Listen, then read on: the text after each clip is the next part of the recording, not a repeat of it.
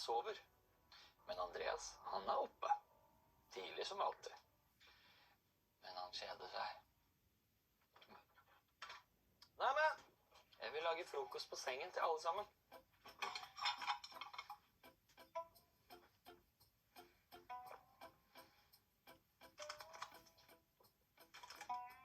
Det skal lønne seg å være kokken. Ok.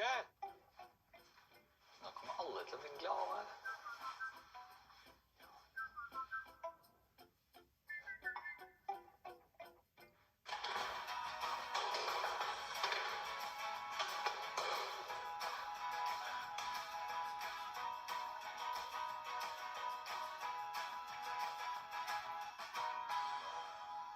Frokost på senga, liksom.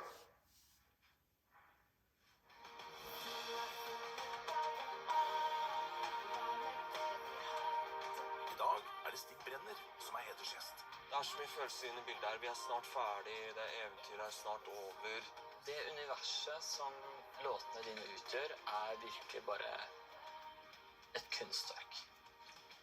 Stig kanskje en av de mest estetiske artistene som i Norge. Du, jeg elsker det. Jeg elsker deg. Klisjé eller ikke, men det et eventyr. Og det gikk så langt at jeg begynte å bli deprimert. Det blir vanskelig. Men det rart å savne noen du aldri har møtt. Han har bydd på seg selv, og det så vakkert da. En veldig, veldig vakker sjel. Det kan hende.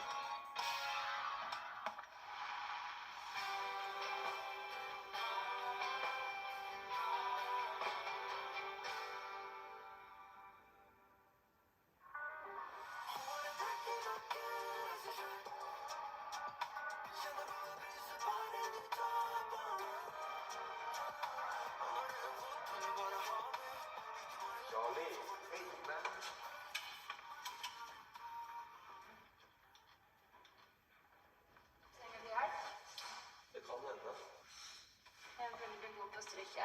Ja, men jeg tror jeg stiver den til slutt, faktisk. Noe av det ved meg som jeg tror har gått igjen siden jeg debuterte med musikken nå, kanskje at det har vært en ganske sånn mystisk undertone. Jeg tror jeg enda hos folk som kanskje hører en del på meg som litt usikker på hvordan jeg ser ut, og det tror jeg har vunnet en del på. Men så det å ikke holde tilbake for mye, da. Så ja, det litt ute av komfortsonen nå. Men det må man jo, da.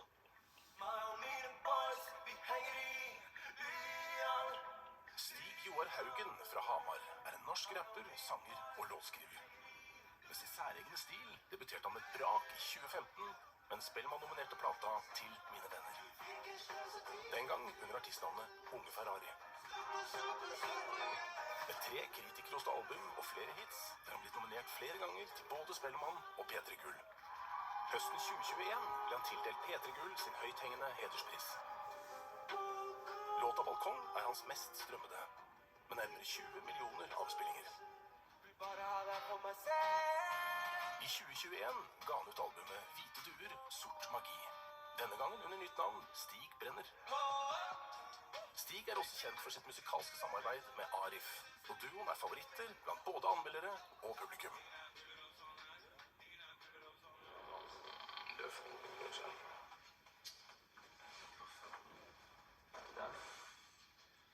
Stig har jo vært venner i mange år nå. Han en veldig viktig person i livet mitt. Det så mye følelser i han, og jeg elsker at han har begynt å åpne seg litt mer, ikke bare i musikken, men at han deler mer av sitt liv, og ja, det synes jeg helt fantastisk. Sånn, nå tror jeg vi har kanskje ganske greit. Det noe smått i der, ser jeg. Nå det en fin dag. Sesongavslutningen også. Det på en måte bursdagen min og julaften en også. Alle pakka, eller? Ferdig? Ja. Hæ? Helt ferdig. Nei, jeg ikke helt ferdig. Jeg har ikke på plass. Jeg begynte i stad, men jeg har vel halvparten igjen, tror jeg. Stig, jeg tenkte jo litt på at det må være vanskelig å komme inn i en sånn gjeng som allerede i løpet av ganske få dager ble veldig sånn tight-knit. Og så kommer han inn og er bare seg selv, og er en nydelig fyr. Altså, han har bydd på seg selv, og det er så vakkert da. En veldig, veldig vakker sjel. Veldig lett å bli glad i, altså. Det har jeg sagt om alle, men sånn er det jo bare. Jeg gleder meg mest til å gå i skauen når jeg kommer hjem igjen. Og liksom få tilbake igjen i sånn der hverdagen min, liksom, på en måte. Ja. Men jeg gruer meg sykt til nedturen, for jeg vet jeg kommer til å ha en nedtur. Tror du det? Men den kommer ikke i morgen, tror Nei, jeg. den kommer på lørdag kanskje, Ja, søndag. Søndag, søndag, sant? Sliten, og så er det der, det er en antiklimaks, Ja. som jeg takler litt dårlig, som er sånn, ok, hvor blir alle sammen av, og så er det stilt, for det høres veldig mørkt ut, men det går over. Alt det her koker ned til nå disse timene, da. Men jeg ville ikke vært noe annet sted, altså. Vi er på vei ut, se på smykkene. De er minst type, lover deg opp, ja. Og dette livet her vil aldri bytte det. Det er sånn kakemiks av følelser, og så blir det til en blanding av muffins og pannekaker og alt mulig, men det er vakkert, og jeg synes det er noe veldig fint ved å la folk bli bedre kjent med også. Ikke bare gjengen rundt bordet, men de der hjemme, og hvis jeg i så fall kan hjelpe en eller annen stakkars sjel med å si det jeg sier, så er det det minste jeg kan gjøre.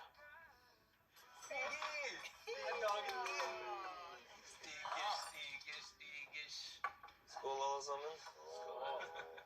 Skål. How you feeling? Hvordan føler du deg? Jeg vet ikke helt.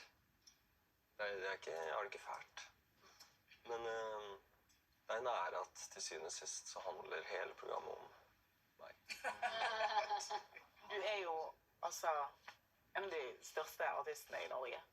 Så hver eneste låt du slipper for meg er bare sånn, en vinner liksom. Du nailer det hver eneste gang, og det er wow. Jeg husker at du har hatt flere navn. I hvert fall ett jeg husker med Strawberry Killa, men jeg har hørt rykter om flere. Jeg hadde lyst til å gi fingeren til den janteloven i Norge på min måte, da. Og jeg hadde også en liten mening om at jeg tror jeg kan skape en reaksjon ved å hete noe som mange synes er teit, enn å ha mitt eget navn og da kanskje gå hus forbi mange av de, da. Fordi Unge Ferrari, enten du liker det eller ei, så tenker du noe. Og det var det jeg hele tiden så for meg før jeg begynte å spille live også, er sånn Stig Joar Haugen, Rockefeller. Så var jeg sånn Unge Ferrari, Rockefeller. Det var liksom, det var på en måte hvordan jeg bestemte meg, ok, jeg går for det, Unge Ferrari. Så har jeg slitt mye med dårlig selvtillit, og da ble jo fort de navnene her en måte å gjøre meg selv, i mine øyne, mer interessant og mer kul, da. Og det er noe som også har vært vanskelig, det å selge seg selv mens du har dårlig selvtillit. Det er det vanskeligste å være. Så det var mye, i starten var det mye caps.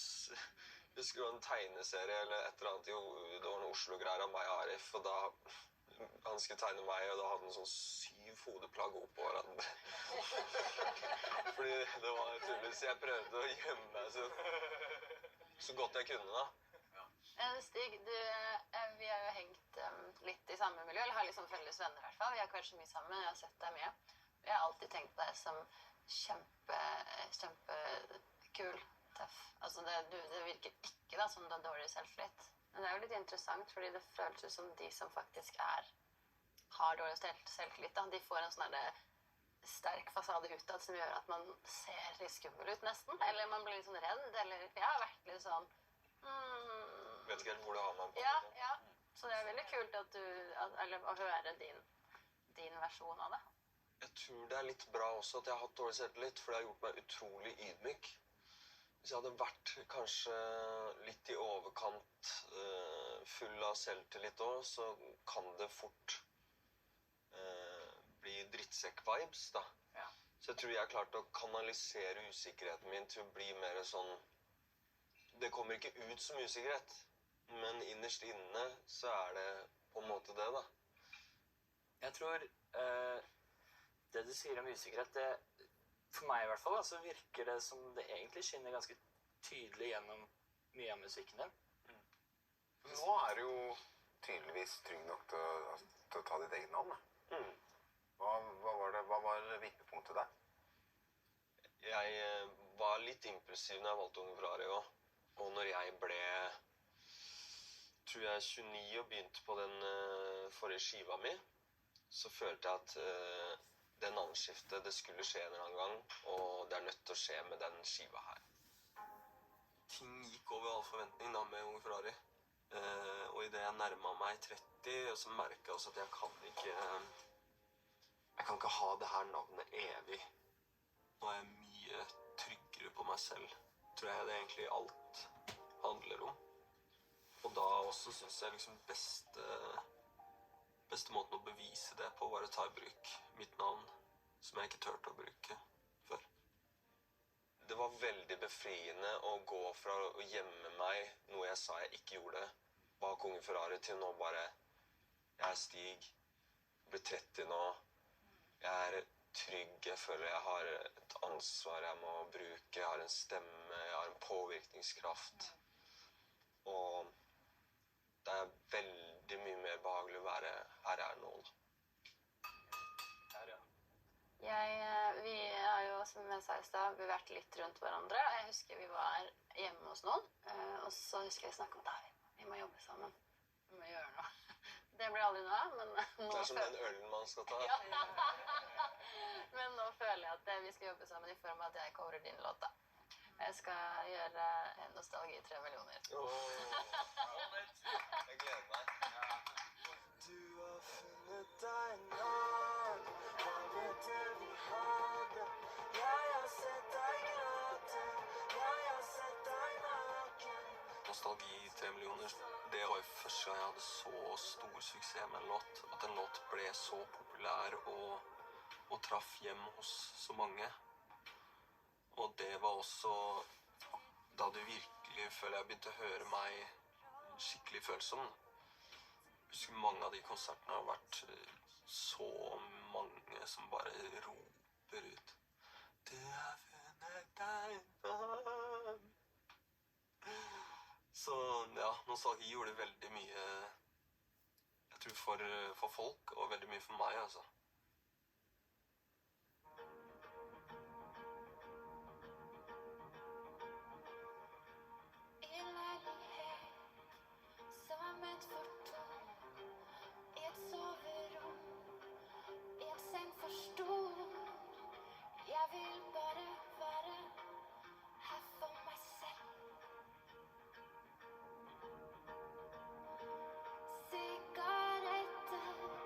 Tomme flasker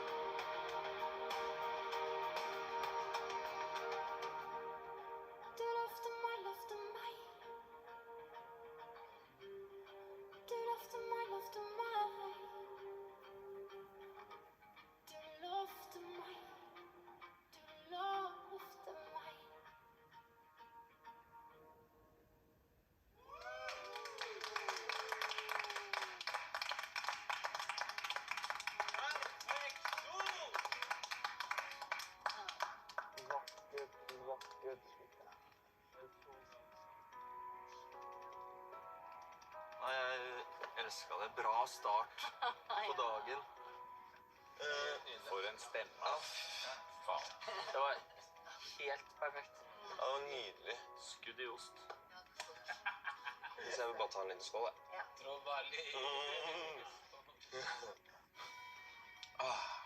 Stig, kan ikke du fortelle litt om hvordan det var å vokse opp på Hamar? Altså, Hamar er det beste stedet jeg kunne ha vokst opp, tror jeg. Jeg hadde sikkert 12-15 klassekamerater 5 minutter fra liksom mamma sitt hus. Og det var alltid noe å gjøre, men når jeg begynte å bli litt eldre da, mot ungdomsskolen, så følte jeg også at jeg ikke passet inn helt. Jeg følte jeg ble dratt mot hiphop-kulturen, og den fantes jo bokstavelig talt nesten ikke i Hamar heller, ikke sant? Så når jeg hadde sett på 50 Cent da, og hadde handlet antrekket hans, og kom tilbake, så ble jo ikke det så godt tatt imot heller. Det er jo jeg alltid likte å skille meg ut og gikk i litt annerledes klær, eller vi hiphoperne hadde de mest baggy buksene, og vi så på 50 Cent musikkvideoer og kjøpte de samme outfitene, liksom. Og det var en pris å betale å måtte gå med de klærne. Det var jo at folk gjorde narr av deg og lo av deg, og det var greit. Jeg så også 50 Cent, trodde jeg da. Det gjorde ikke de, så da var jeg mye kulere uansett. Så jeg bet i det eplet der, bare sånn, jeg skal gå med de klærne uansett. Jeg skal se sånn ut, jeg skal skille meg litt ut. Men jeg kommer fra en familie der det alltid var mye støtte, veldig varmt, veldig høyt under taket. Det var heldigvis en sånn fast havn, da. Mormor er en barneskolelærer. Mamma har også alltid vært støttende, og De er skikkelig fine mennesker. veldig heldig som hadde en mormor i livet mitt som var så flott da når jeg vokste opp, fordi hun var jo barneskolelærer og veldig liberal og åpen mot alle mulige folk, og det har vært veldig mye kultur og veldig mye spennende, da. Det har vært veldig mye bra inspirasjon og impulser fra liksom familien, og det å komme fra en kreativ gjeng der man også oppfordrer veldig til det. Og jeg er jo veldig inspirert, og jeg føler jeg har arvet veldig mye av min kreative side fra min morfar, som jeg dessverre aldri møtte, men han var en veldig dyktig fotograf. Vi har jo på T-skjortene her. Bildet han har tatt for sikkert, ja, det var vel på 60- eller 70-tallet, tror jeg. Morfar var en fantastisk person, så vidt jeg vet. Jeg har aldri møtt han. Morfar gikk bort i 1975. Veldig kreativ. Ja, det er veldig rart, men jeg føler jeg skylder han utrolig mye, og jeg føler jeg hadde ikke han vært sånn han var, både genetikk og inspirasjonsmessig, så hadde ikke jeg heller på en måte vært her i dag. Faren min han døde i en bilulykke når jeg gikk på ungdomsskolen og var 15 år. Han var ute på et oppdrag, han skulle fotografere som vanlig, men kom aldri hjem, og det var et stort sjokk. Det som gjør at Stig føler så stor likhet med han, er blant annet det at han turte å skille seg ut. Han kledde seg annerledes, han gjorde andre ting enn det som var innenfor boksen. Det betyr så veldig mye at Stig er så opptatt av Per Jon. For en måte holder jo det mannen min levende for meg. Så han har på en måte sett som en oppgave at han skal fullføre noe av det som faren min påbegynte. Det er så fine tekster. De er så sterke, og de betyr så mye. Nå ble det vanskelig.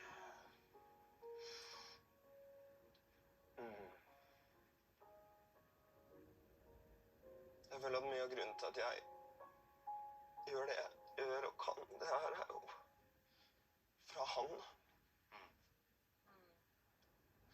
Men det er rart å savne noen du aldri har møtt. Så mormor din og mora di er sikkert levende gjort.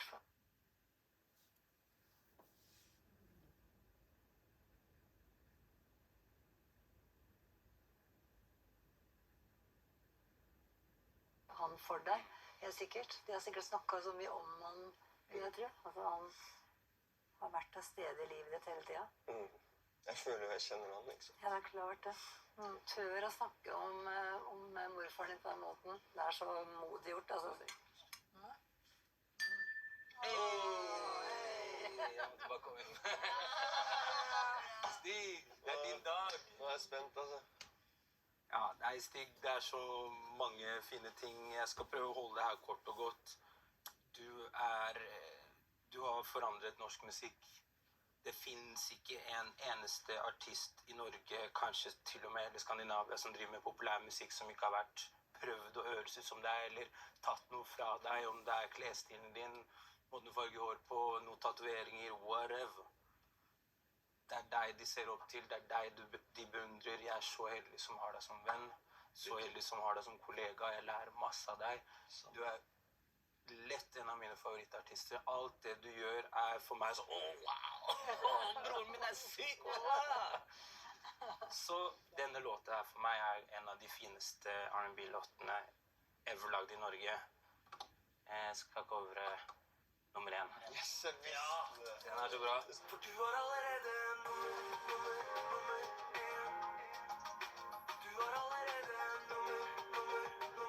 nummer 1 var gøy og bare en litt sånn deilig lett følelse.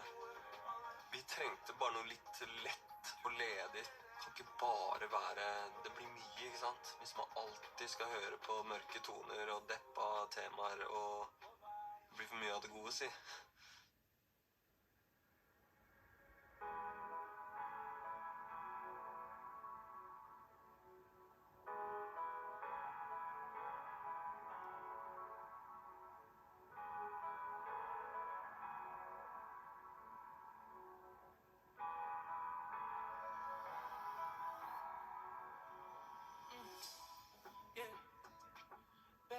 Tenk om jeg fikk hun her, I wish. Fucking meg, har de for masse, hun er ikke average. Føler meg som Didi, du er Cassie.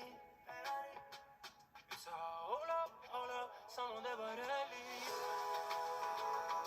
Jeg føler vi hadde en ting, det var noen signaler.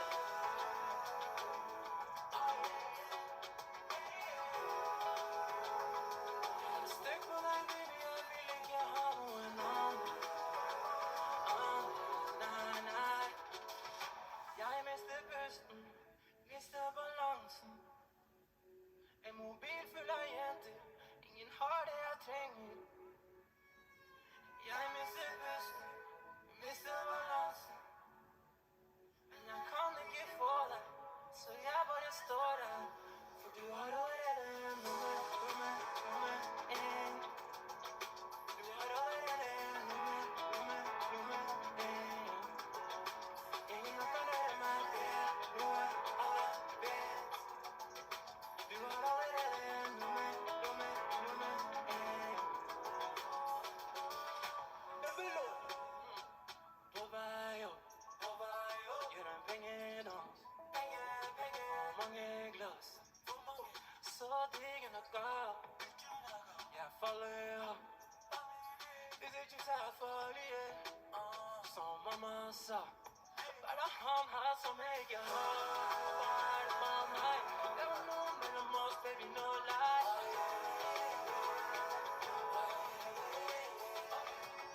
Hva er det han har? Hører han opp i en bil uten tak?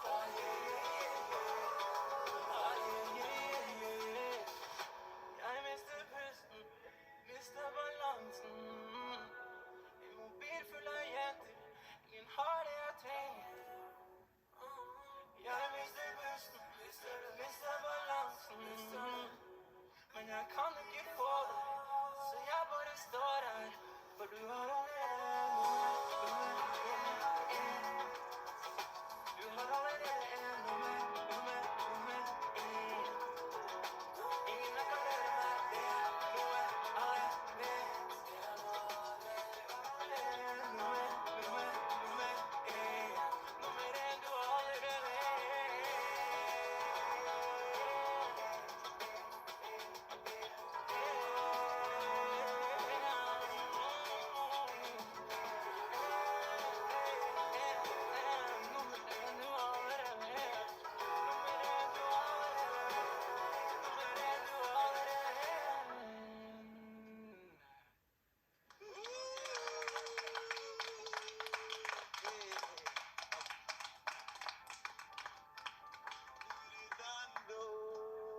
Deilig, ass.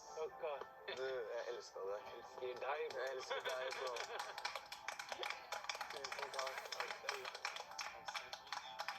Det var deilig. Det var så deilig møtende. Godt å se deg. Du eier scenen min, broder, som alltid. Du har lært meg så mye, så se deg igjen synge mine låter der.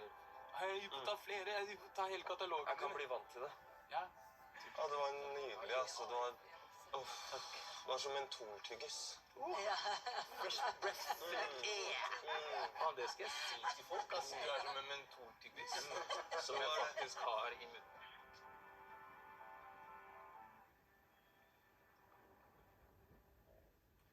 Du har liksom, du ser ut som 50 Cent, og du bor på Hamar, Følte jeg. og fikk du en ordentlig jobb, sånn som man regner med, liksom, det er det man gjør på Hamar? Jeg skulle jo søke videregående, så jeg gikk 2 år på Stange videregående, og så søkte jeg lærlingplass som betongarbeider, og så, ja, da var det jo rett ut i arbeid når jeg var 18, ikke sant?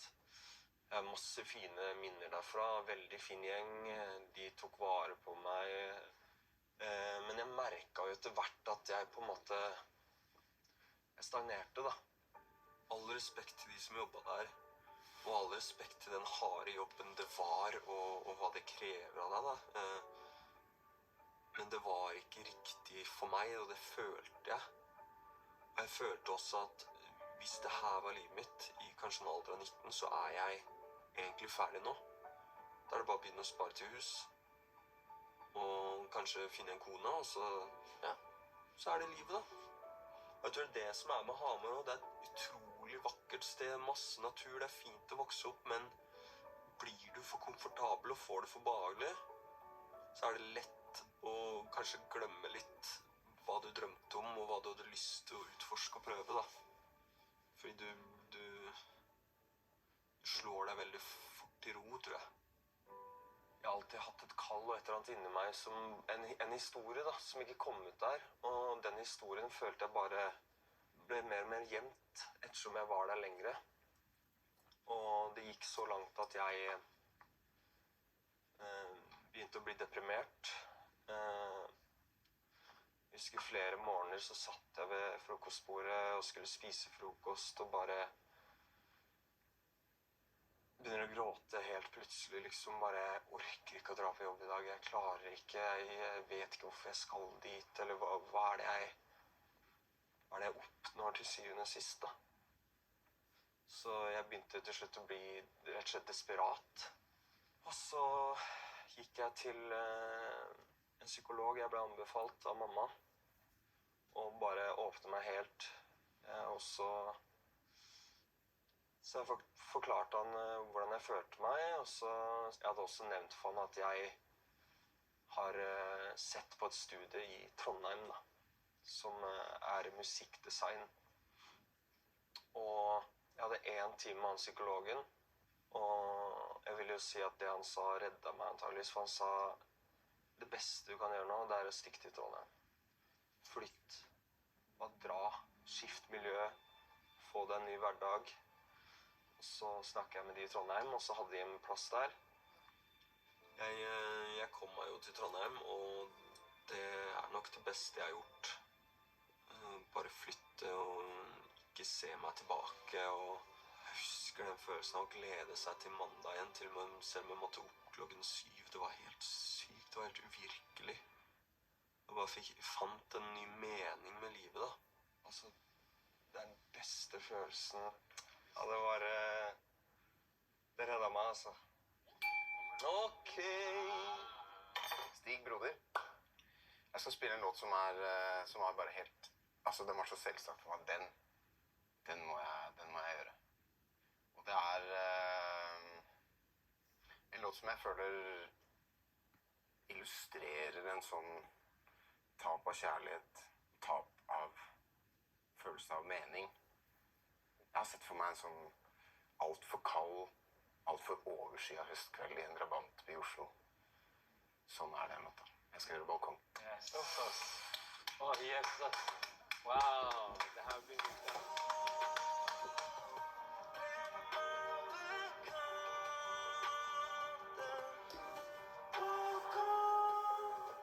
Helt siden jeg var sikkert 16-17, så hadde jeg en tanke om å skrive en norsk låt om det å faktisk være så langt nede at du ikke vil leve lenger, da. Men jeg har aldri fått det til, og jeg har egentlig aldri helt skjønt hvordan jeg skulle gjøre det. Før vi da hadde balkong i hendene våre, da. Jeg er litt han sinte, tøffe fyren, og så komme med disse her tankene og erfaringene på en låt. Det tror jeg også hjelper andre som føler seg litt svake, da. Og bare se at det er ganske vanlig å føle på noen sånne ting.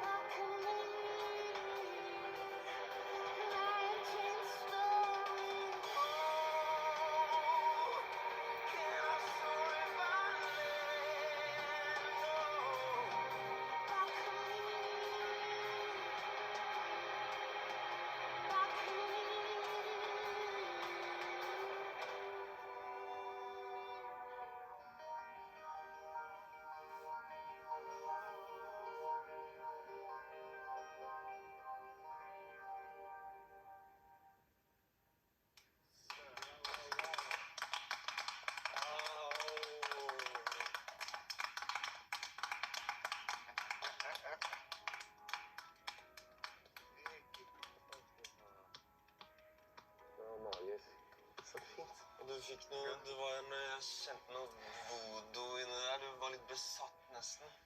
Den er så sterk, den låta. Jarle er en jeg har sett opp til og hørte en del på når jeg var yngre også, så se han gjøre min låt. Men det er også spesielt gøy at Jarle tør liksom å pushe litt ekstra. Man så det på hele han, det var ukomfortabelt fint. Og magisk. Det var nydelig.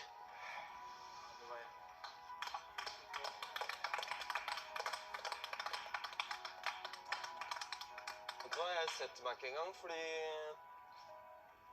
nå er første del ferdig. Og jeg vil takke dere alle, spesielt dere som sang nå i første omgang. Arif, Anna, Jarle. Fantastisk for alle tre. Det er så gøy, og jeg har det bra. Jeg ventilerer på alle slags måter her. Jeg er glad jeg er med dere. Det har vært en fin dag hittil. Flotte covere på hver sin måte. Hittil en perfekt dag, og det tror jeg det kommer til å fortsette å være også. Det er så mye følelser inne i bildet her. Vi er snart ferdig, det eventyret er snart over. Og klisjé eller ikke, men det er faen meg et eventyr.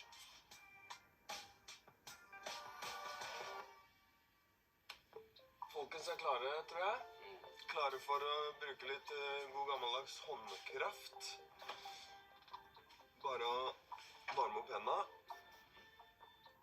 Lage seg et bilde av hva man skal forme nå. Fordi nå skal vi leke Gud i en halv time. Vi skal skape liv ut av leire.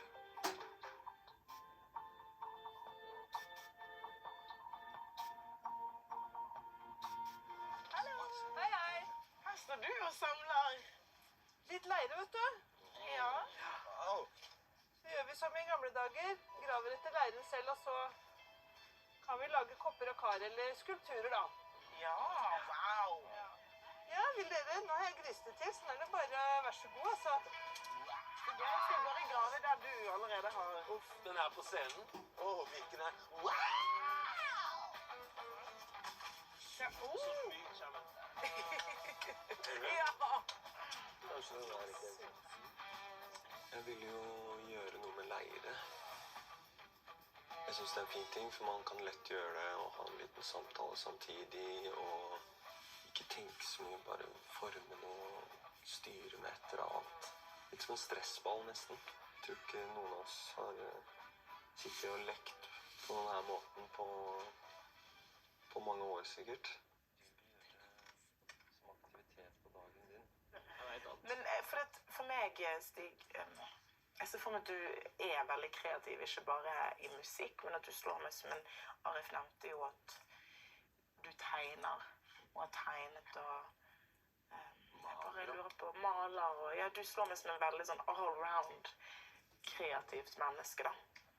Ja, det startet vel ganske tidlig i barnehagen, så tror jeg var over gjennomsnittet glad i å tegne. Så mamma har enda 4 permer fulle av tegninger. Så kult. Jeg synes det var mediterende å drive med, og jeg glemte litt tida når jeg satt og tegnet, og jeg vet ikke, det var noe jeg var kanskje litt flinkere til enn mye av det andre barn var flinke til, da. Jeg synes at Stig er kanskje en av de mest liksom, estetiske artistene som er i Norge. Alt han gjør er veldig gjennomtenkt, og han som menneske er veldig ekte, og han er ikke redd for å liksom gå litt på dypet, da. Og man har lov til å være seg rundt ham, og det digger jeg. Og han er rett og slett en god fyr og ærlig fyr som bare vil gjøre kunsten sin, liksom. Wow! Wow. Snu den! What the hell? Hvor lærte du deg det her? Jeg så bare der. Nesehorn, jo. Nesehorn. Nesehorn bak også. En Digimon eller Pokémon-nesehorn, vet ikke. Jeg var ikke så god på det her, men det var skikkelig digg å sitte og slappe av og føle, og bare få den barnehagefølelsen, plastelina-følelsen igjen. Bra, Stig. Takk selv. Dagen har så vidt begynt. Ingen vil ha kunststykket mitt. Du har blitt en skygge på berikk. Bare du som maler himmelen med svart. Når du kommer, fryser det til kald. Du har ingen følelse bevart. Nå er det jo siste middagen, min dag, sesongavslutningen også. Jeg bare gleder meg. Det har gått så fint hele veien. Jeg føler ikke det er noe jeg gruer meg til, og bortsett fra at det snart er over, da.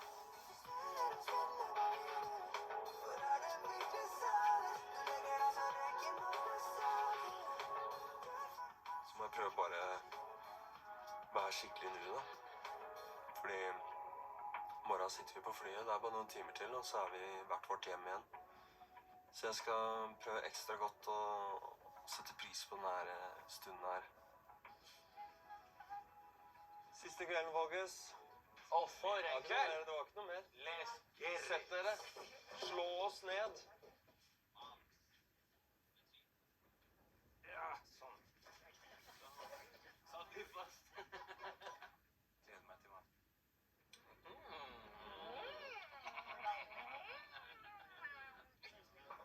Men jeg tenker vi er, altså du har reist bort til Trondheim, men du har kommet hjem til musikken, og du er i gang.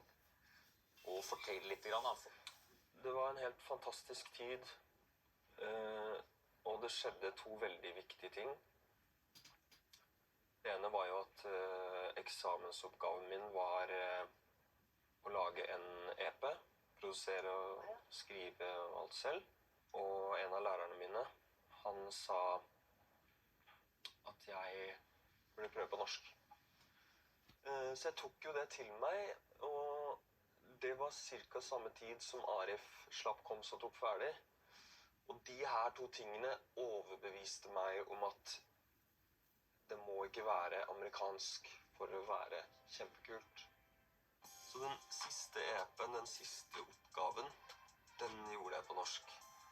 Jeg husker læreren min sa når vi hadde denne avgangsutstillingen, eller hva han skal kalle det seg, det skal ikke overraske meg om du hører han her på P3 i fremtiden. For da vant jeg, da. Årets gullspire kalte de det. Jeg tror da fant jeg skikkelig min plass, da.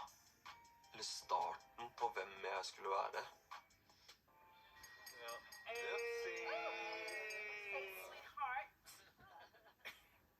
Dette er siste låten på Hver gang vi møtes.